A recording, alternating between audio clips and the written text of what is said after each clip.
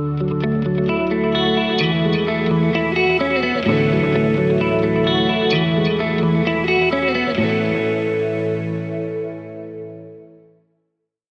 Giebel for Copenhagen Business School. Thanks, Bernhard, for introducing me. And today I will talk about reaching for the society, the commercial effects of the NASA technology transfer. And so, what is this paper about? So, what we usually, associate with NASA is rockets, the universe, and all these kind of things. But there's more to it, and this is also what is reflected recently in a very recent policy debate about, the costs of all these entities. And as you can see, for example, this Star Tower here costs a couple of $100 million. So what we are interested in is, okay, is it really worth the money we spend on it? And, more specifically, what is this benefit this can bring to us? We are put ourselves into the shoes of the taxpayers. So, to put it in a bit broader perspective, the federal R&D spending in the United States increased, or it doubled more or less, from 60 to 120 million between 1990 and 2010. So, what this caused, and this also happened before that, is that there's a debate about the effectiveness of government-funded research and also of the societal benefits of it. And on the one hand, we know from the literature already that this funded research provides a ground for follow-on innovation. So it is important for subsequent research, and it is also important from law perspective. But what is also discussed in the literature is that this actual appropriation of the benefits, think about the rockets. Okay, what do I have from that rocket going into the sky, is often not trivial and is mostly below the social desired level, at least when you follow the literature.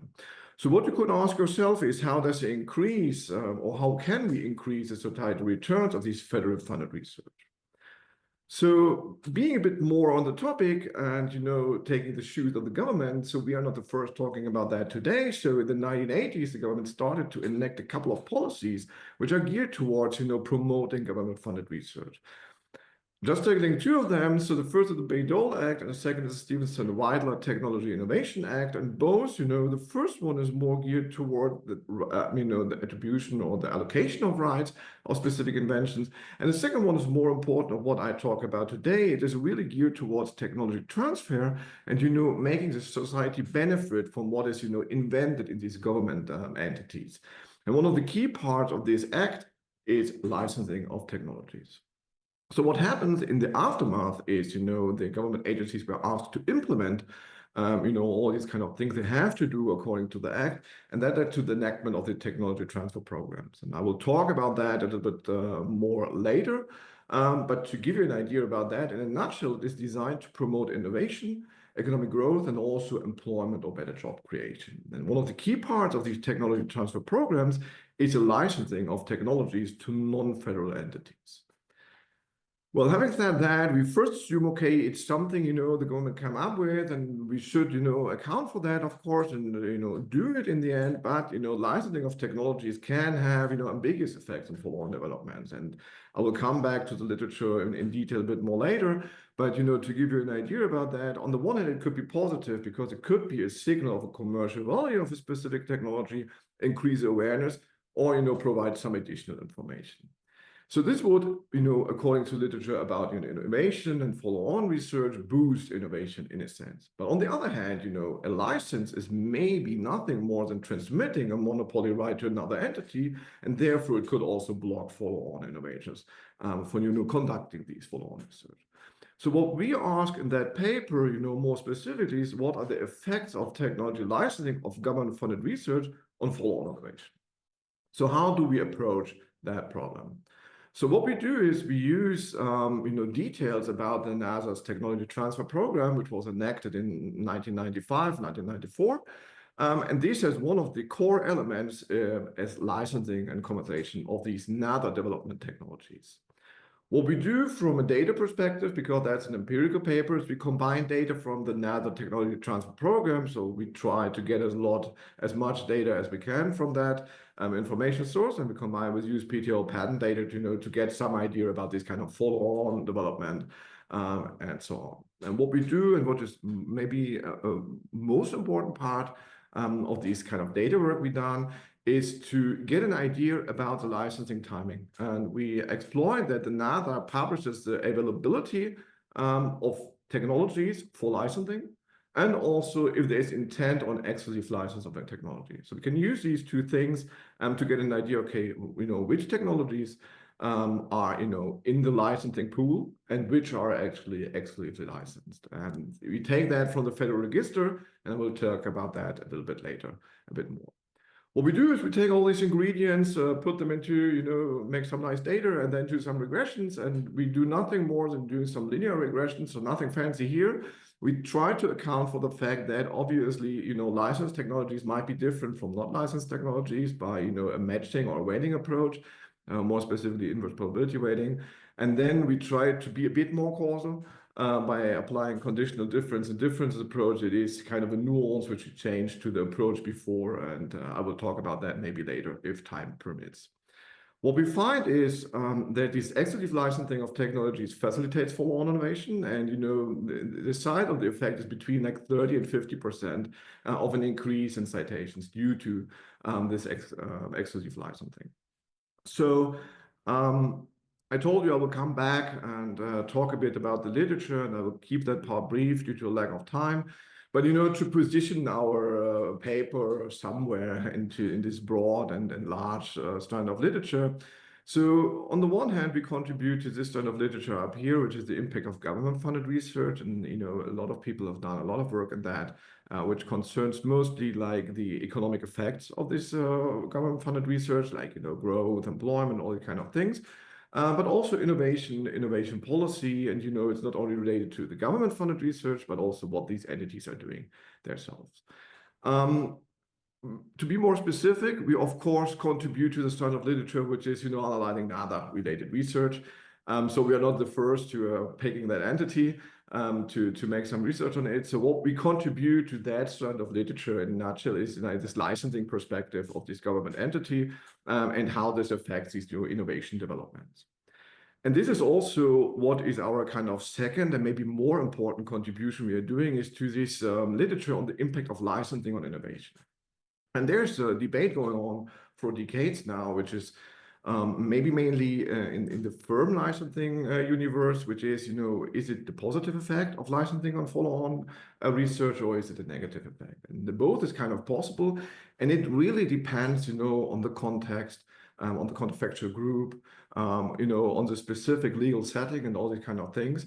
And, both is possible. So we could expect that, it could reduce the incentive for further research if we look in specific contexts, but it could also lead to more positive effects, like, we look, for example, in compulsory licensing perspective or whatsoever. So this is the first strand, so the first substrand in this licensing literature. And the second one is the licensing of academic research, because we are looking here at a government entity, and they are, of course, doing some more academic research, maybe compared to a firm. In that strand of literature, I would say, to summarize that, in a really nutshell, we find mostly positive effects of this licensing, but again, it could be also negative. It depends on the context. So how do we contribute to that? So what we do when we pick the NADA, and I will tell you maybe in a second why we did that, is, we are somewhere in between the two worlds. So on the one hand, we have an entity which is doing some kind of academic research, scientific research, but this technology program is somehow designed to pick from these academic research these technologies which have like the highest commercial potential and should be given out to be licensed in the end. So we are somewhere in between, and think that we make a nice contribution by delivering another perspective from a government agency to this licensing literature here. Okay, so how do we do that actually? So that's possibly what we're interested in. So looking at the institutional setting, and I will try to be brief on that. So we're looking at this technology transfer program, and I told you it's it started more or less in 1995. Of course, there have been attempts early on to get technologies out in the market, so to say. But this quote from the NADA kind of explains what is going on. So the NADA, and this is contradicting my rocket statement in the beginning, has a variety of technologies which goes beyond space and aeronautics and all this kind of stuff. And an issue related to that is that we have these kind of untapped applications related to these inventions which are made and which are nice in the end. So using patent licensing, as another says, can help to transform these into commercial product solution. And then, if a firm is taking that license, it can, lead to a competitive edge. So this is the transfer program in a nutshell. Of course, it's way more complex than that, but we won't go into much of the details of that. But what I want to show you now is kind of the process which is going on within the government entity to find out whether a technology should be available for license or not. So let's assume we have this another inventor here on top, and this person, whoever that is, makes an invention and thinks it is, worth to be put out. So that invention must be registered at this page here, invention.nasa.gov. So this is kind of, you can think about that as a pool of scientific documents, so to say. And then, it will be decided what is going on with that invention. So first of all, we have to distinguish whether it's software or not. If it is software, it goes to the software catalog. So we're now going to that graph from right to the left. If it is software, it is not interesting for us today, but another has a lot of software, to say like that. More important for us is the consideration, does it have commercial potential? If it's a no, then, the inventor can get the right for that invention and then disseminate that, whatever the person wants to do, more or less. And of course, another is helping in that because there are other channels than licensing to get technologies out in the market.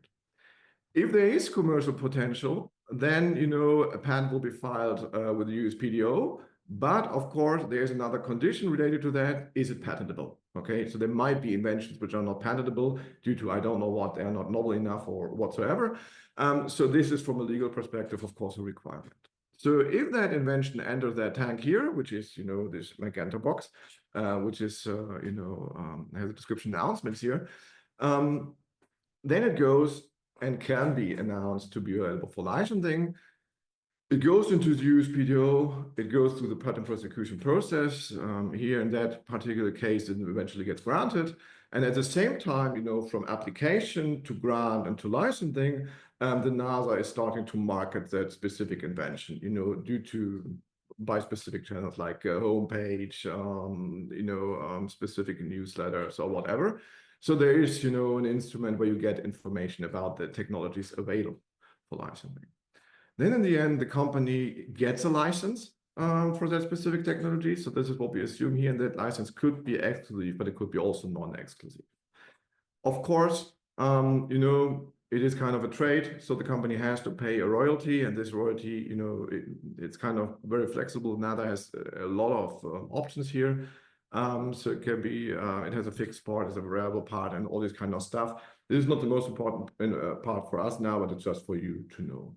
Important for the inventor, and there we are at incentives, this inventor can receive a share of this royalty from the NADA. And in the end, when the company receives the license, it can sell the product on the market.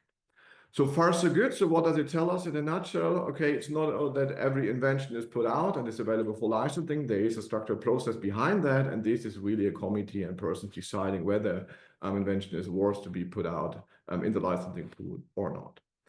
What we are after and what we are using for our empirical application is this announcement box here. So that is important for us, and I will show you now how it looks like. So the first one is the announcement that, a license are available. So that is here. You can see that's from the Federal Register, so directly taken out of the document. And this is something, which is anchored in these administrative statutes of the NASA. So they have this policy brief here where they introduce that and say this is a requirement for us. If technology is decided to be available for license, then we will announce it publicly for more or less everybody in the Federal Register. And you can see this is how it looks like. Of course, there can be more or less information. It depends on what is available and what not. And you can see there are specific case numbers here, description, short description or title of the invention, and then you can see what you can get, basically.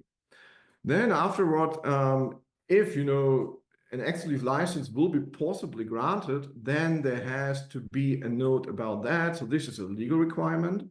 This is nothing the NADA is, doing to themselves. They have to do that, basically. And this is also in the Federal Register, this is a notice of intent to grant an exclusive license. And as you can see, and this is why we choose this example here, you can see, for example, that case number here, This LIR 16324. You can find it here, but you can also find it here in this availability announcement. So you can see we can map that basically. And what we do in the data part is we map these numbers to specific patents. And so we have all this kind of universe of technology information we need. Okay, so we take it from there and we want to put that into data and then, find out, okay, what is, how that, affecting these follow-on innovations. And I will tell you how we do that. So we use all this NADA technology information from 1995 to 2010. We have it until today, more or less, but we pick that time period due to attrition bias in these citation measures we are using and all this kind of stuff. So we have to stop it somewhere. The NADA is this technical report server. This is the NTR I put in the graph before. So this is where you have to submit, information about inventions, about other scientific publications you have, about patents. You can find like every document there, more or less. And the NADA has a nice technology transfer program homepage where you can find most of the inventions, pictures, descriptions, and all the kind of stuff. And we also take this information, to make technology groups and all this kind of stuff. And this is also where it started with that project, basically, because we found that page and found it super interesting to find out where these technologies come from and, what do they lead to, basically. So we take all of that, combine it with USPTO patent data, to get some kind of outcome measure, which is interesting for us today. And as I told you, we also restrict that to end in 2010. And we add baseline patent characteristics. So, all these kind of things, citation of prior art, degree of novelty, patent family, all the kind of stuff we add to this data here. And so that we have a bunch of technology and patent characteristics that we can throw into a linear regression model. Most important from, a timing perspective and to identify these licensing and non-licensing patents here is, to exploit these Federal Register documents. So we take all these documents, take out the technology numbers, map that to the NADA homepage and try to, tease out all the patents which are behind that numbers. And we do that for the availability statements and also for the exclusivity statements. Okay, having done all that, we have data for all these inventions and all these technologies behind that. And then we want to determine the effect of this licensing status on this follow-on innovation. So what we do, we follow the literature here and use citations as our outcome measure of interest. And we use here the plain citation number. That's first of an information so that you get an idea about the effects. And the most important part is here this licensing dummy on the right side of the equation, which I will explain more in a second when we go into the details. And we add all these patent and technology characteristics, all the fixed effects and all this kind to shut down channels as we can. And we combine that with these reweighting to, account a little bit for the selection into the licensing status here. That's our, key method we are applying at the moment. As a robustness test, I told you we go into this conditional difference and difference approach. So we combine that with the differencing of the outcome variable, to tease out this time invariant, fixed effects or constant factors a little bit. Okay. So that is what we do in a nutshell. So what are the results of our approach? So first, before we go into the regressions, I will show you a little bit about the portfolio because you have like these two parts of the paper. The first one is to show a little bit about the portfolio and what the NADA is basically doing. And the second part is more about the follow-on innovation. So this is what it looks like.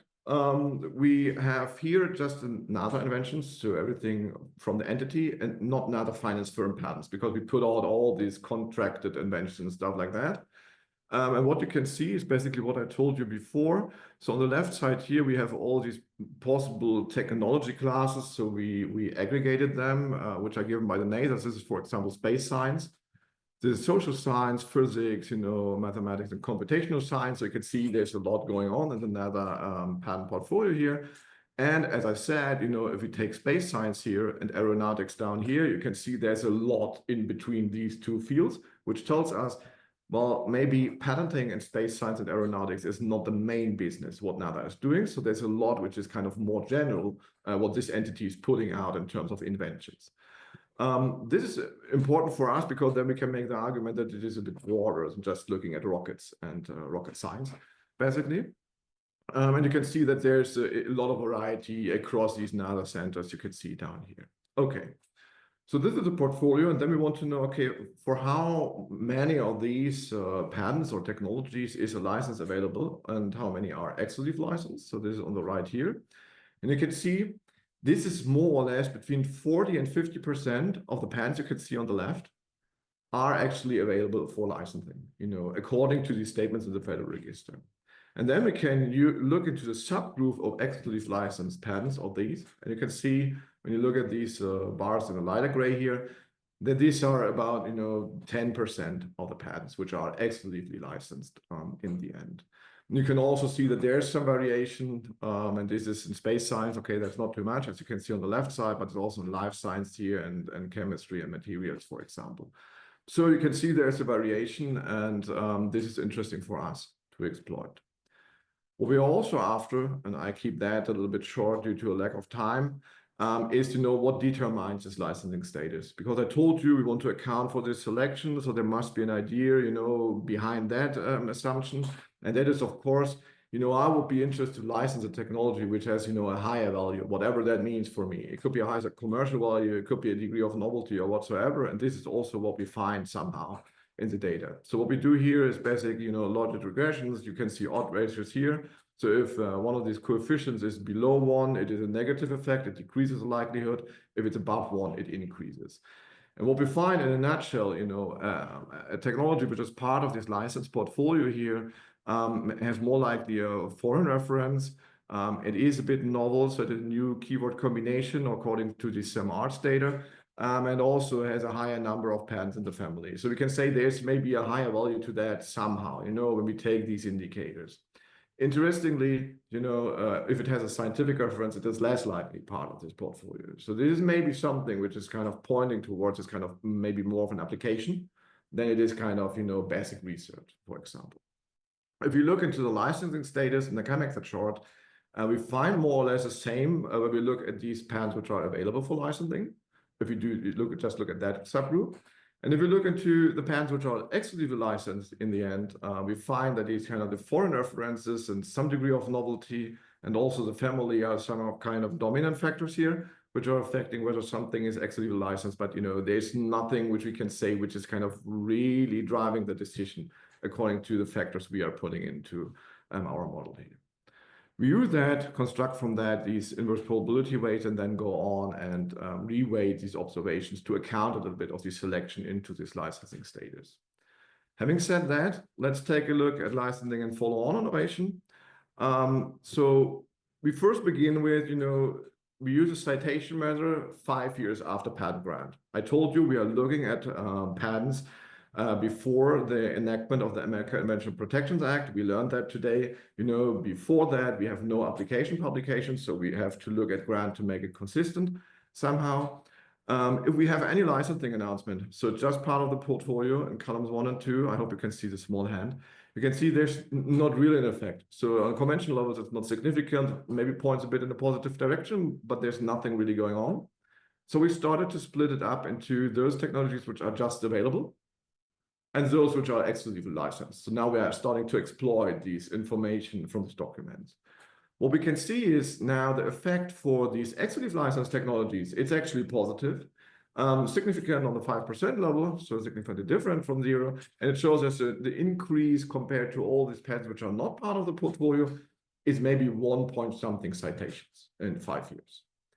When we look at the difference between these two here, so available and exclusive license, you can find, the difference between these two is about 2 citations. So you can see, when we just look at the selected group of patents which are in the licensing pool, we can see those that are exclusive license benefit a lot more compared to those that are just available for license. So we can also look at different time horizons. This is what we do here. It does not really change something which, for those patents which are part of the pool on the left. But when we look on the right, we can see that this difference effect, so this is a dot here, the black dot, you can see it starts to increase over time. So this is kind of the effect which shows that the gap between those patents which are just available for license and those which are exclusively licensed is starting to grow in the more you go, in the patent life, so to say. This again does not tell us something about the timing, and this is something we want to explore a little bit more on. So now we're looking into the timing of availability and the exclusivity license, because we want to know more, where does this effect come from? And this is what you can see. So when we look at this availability statement before the grant or after the grant of the patent, then we can see on the left, here, that there are positive effects for both of them. So it is, regardless when the licensing status is announced, it does not change that there is a positive effect for all these exclusive licenses. When we look at the right figure here, you can see for those which are announced to be exclusive licensed before the grant, the effect is, more or less null. But those that are announced after the grant, you can see that there's an increase in these citations here. And all these points you can observe in that figure are always, patents which are, exclusively licensed before the point of observation. So that patent here, for example, that is exclusively licensed, in the first 4 years somewhere and not on year 5. So this tells us that there is something going on with the exclusive license, which is kind of, increasing follow-on innovation. And to hurry up a little bit due to a lack of time, I look into the origin because now we know, okay, there's something which you can attribute to the exclusive license and this effect, an increase in follow-on innovation. But now we want to know where it comes from, And we can see, and I marked this, the interesting coefficients for you in blue. So you can see the effect, is mostly attributed to applicants. Okay, that's fine. But these are assignees which are not, the filing assignee, other assignees, so distinct entities, so to say, from other regions which are operating more or less in other technology fields. And this tells us, in a nutshell, to frame it in a spillover, terminology, that we have some spillovers going on here, going back to the social benefits we see. Okay, that is something we want to achieve somehow. We do a lot of Erasmus tests due to lack of time. I'm, skip that more or less and come to a conclusion. So what we have seen is we looked at technologies from this Knowledge Transfer Technology Program and wanted to get an idea, okay, which technologies get commercialized and, how does it affect follow-on innovation? And we find that we have this increase in subsequent innovation here. And, having said that about the spillovers and so on, this benefits society in a sense. What are the implications? So we can see that technology transfer seems to be a valuable measure to foster technology transfer in a sense. It is important to evaluate technology potentials and, analyze existing technologies which are part of that program. And of course, firms can benefit from that. That's all from my perspective. Thank you very much.